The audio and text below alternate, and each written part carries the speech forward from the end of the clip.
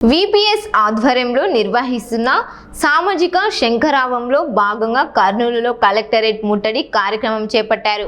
కుల వివక్షకు వ్యతిరేకంగా రాష్ట్ర వ్యాప్తంగా జిల్లాల వారీగా ఆందోళనలు నిర్వహిస్తున్నట్లు నాయకులు తెలిపారు. సిపిఎం రాష్ట్ర కార్యదర్శి ప్రభాకర్ రెడ్డి మాట్లాడుతూ ప్రభుత్వానికి పలు జీవోలు ఉన్నప్పటికీ వాటిని అమలు చేయడం లేదని ఆరోపణలు చేశారు.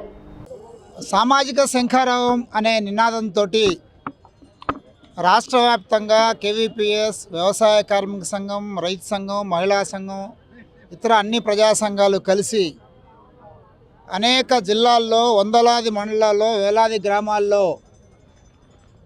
క్షేత్రస్థాయికి వెళ్ళి పరిశీలన చేయడం జరిగింది.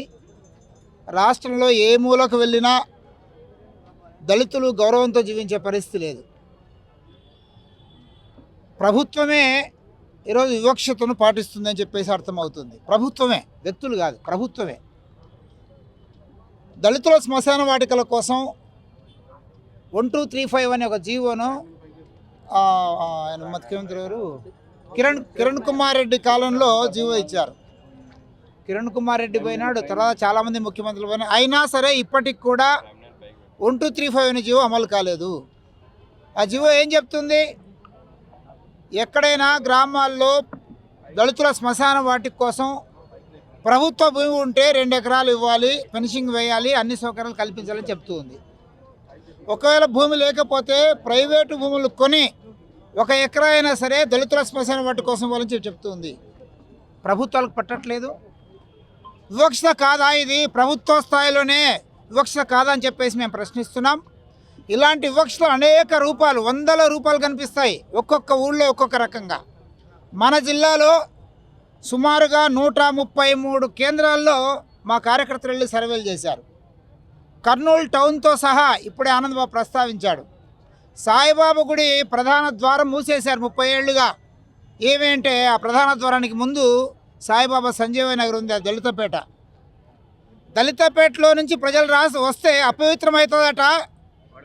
అంటే దేవుడి ముందు ప్రజలందరూ సమానం అంటారు, కానీ ఈ ప్రభుత్వ పాలనలో దేవునికి కూడా వివక్ష అంటగడుతున్నారు. ఆ రక దేవాదాయ శాఖ అధికారులు వివక్షత పాటిస్తున్నారు. వాళ్ళ మీద ఎస్సీ ఎస్టీ అట్రాసిటీ కేసు పెట్టాలని చేసి డిమాండ్ చేస్తున్నాం.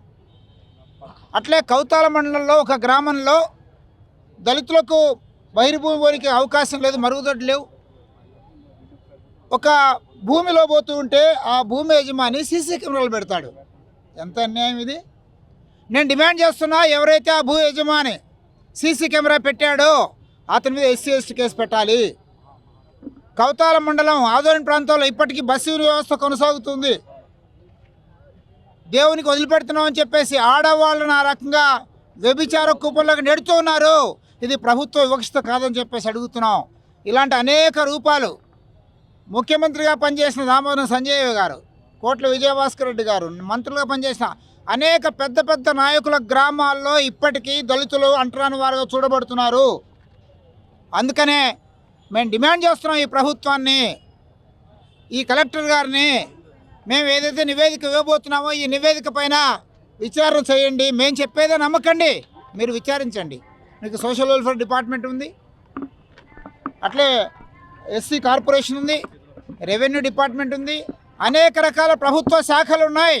మీరు చేయలేని పని మా కేవీపీఎస్ వ్యవసాయ కార్మిక సంఘం కార్యకర్తలు చేశారు. మీరు చేయలేని పని మా కార్యకర్తలు చేశారు. మేము అడుగుతున్నాం ప్రభుత్వాన్ని, మీకు ఏమాత్రం చిత్తశుద్ధి ఉన్నా మాటల్లో కాదు చేతుల్లో చూపండి. దళితులకు శ్మశాన వాటిక నిర్మించండి, ఏర్పాటు చేయండి. ఎక్కడెక్కడైతే వివిధ రూపాల్లో అంటరానితనం కొనసాగుతుందో, 2 క్లాసుల పద్ధతి ఉంది, దేవాలయాలకు రానివ్వట్లేదు, అనేక రూపాలు ఉన్నాయి, వాటిని నిర్మూలించండి. దేవుడి ముందు, ప్రభుత్వం ముందు ప్రజలందరూ సమానమే, కులం లేదు, మతం లేదని చెప్పి చెప్తారే, మరి ఏమవుతుంది మీ చట్టాలని చెప్పేసి అడుగుతూ నిర్దిష్టంగా మేము అడుగుతున్నాం జిల్లా కలెక్టర్ గారిని, కర్నూలు జిల్లాలో ఏ గ్రామంలో ఎలాంటి రూపంలో వివక్షత కొనసాగుతుందో ఆ వివక్షత రూపుమాపేంత వరకు మీ మీద మా ఒత్తిడి ఉంటుంది. ఆ రకం మీరు నిర్దిష్టమైన చర్యలు తీసుకోవాలని చెప్పేసి డిమాండ్ చేస్తూ ఉన్నాను. ఈరోజు కుల వివక్ష వ్యతిరేక పోరాట సంఘం, అదేవిధంగా ఆంధ్రప్రదేశ్ వ్యవసాయ కార్మిక సంఘం ఆధ్వర్యంలో రాష్ట్రంలోనే సామాజిక శంఖారావం పేరుతో గ్రామ గ్రామాన సర్వే నిర్వహించేటువంటి అంశాల పరిష్కారం కోసం దళిత వాడల సమస్యలు పరిష్కారం చేయాలని చెప్పేటువంటి ప్రధానమైన డిమాండ్తో కర్నూలు కలెక్టరేట్ కార్యాలయం ముందు ఆందోళన కార్యక్రమాన్ని నిర్వహిస్తూ ఉన్నాం. ఈ జిల్లాలో 20 మండలాల్లో ఉండేటువంటి 130 గ్రామాల్లో సర్వే నిర్వహించాం. 4 పట్టణాల్లో ఉండేటువంటి 29 వార్డుల్లో ఆ రకంగా సర్వే నిర్వహించాం. కేవలం 130 గ్రామాల్లో సర్వే నిర్వహిస్తే దాదాపు 60 గ్రామాల్లో దళితులు శ్మశాన స్థలాన్ని ఆ రకమైన సమస్యను ఎదుర్కొంటున్నారు అని చెప్పేసి మాకు వచ్చింది. శ్మశాన స్థలం దాదాపు 7 గ్రామాల్లో కబ్జాకు గురైంది. ఎంత కబ్జాకు గురైంది? 10 ఎకరాల నుండి కబ్జాకు గురైతే సరే, కబ్జాకు గురైందేమో 1/4 ఎకరా అని చెప్పేసి అనుకోవచ్చు. 2 సెంట్లు ఉంటే 2 సెంట్లు ఉన్న దగ్గర కూడా సెంటున్నర ఆ రకంగా కబ్జాకు గురైంది, 1/2 సెంటు మిగిల్చారు. ఈరోజు దళితులు చచ్చిపోయిన తర్వాత రోడ్ల పక్కన పూడుస్తున్నారు, వంకల్లో పూడుస్తున్నారు. అసలు చచ్చిపోయిన తర్వాత పూడ్చడానికి స్థలమే లేకుండా మంది పొలాల్లో పోయి పూడుస్తున్నారు. ఆయన తిరిగి చేనేసుకుంటా ఉంటే ఆ గుట్టను దున్ని మరి చేంజ్ చేసుకున్నటువంటి పరిస్థితి ఉంది. అంటే సచ్చేదాకా సమస్యలు ఎదుర్కొనేటువంటి దళితులకి సచ్చిన తర్వాత కూడా ఆత్మగౌరవంగా బతికి బొంద పూడ్చేటువంటి కూడా అవకాశం లేదు. దీన్ని మేము ఖండిస్తూ ఉన్నాం.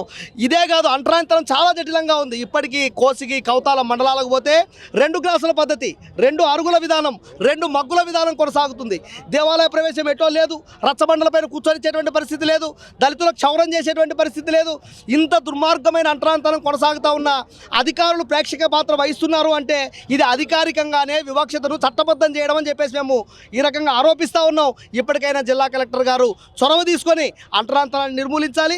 ఈ సమస్యలు పరిష్కరించాలంటే మా ప్రధానమైన డిమాండు ప్రత్యేకంగా దళితుల సమస్యలపైన ఎస్సీ ఎస్టీ గ్రీవెన్స్ను ఆ రకంగా ప్రతి నెల నిర్వహించాలని చెప్పేసి, అదేవిధంగా ఈ సమస్యలు సమీక్ష చేసేటువంటి SC ST vigilance and monitoring committee కనుక మీరు పరిశీలన చేస్తే ఈరోజు రాజకీయ నాయకులతో నింపబడింది. ఎవరికి సంఘాల్లో పనిచేసేటువంటి జ్ఞానము లేదు, ఆ రకంగా ఉండేటువంటి పరిస్థితి లేదు. అట్లాంటి వాళ్ళని ఈరోజు దాంట్లో నిలిపి సమస్యలపైన చర్చ లేదు, అంటరాంతరపైన చర్చ లేదు, దళిత వాడల సమస్యలపైన చర్చ లేదు, భజన చేసే కార్యక్రమాన్ని పెట్టుకునేటువంటి పరిస్థితి ఉంది. అందుకోసమే దళితులకు మేలు జరగాలంటే ప్రత్యేకమైన గ్రీవెన్స్ జరగాలి, ఎస్సీ ఎస్టీ విజిలెన్స్ మానిటరింగ్ కమిటీని ప్రక్షాళన చేయాలి, దళిత వాళ్ళ సమస్యలు పరిష్కరించాలి.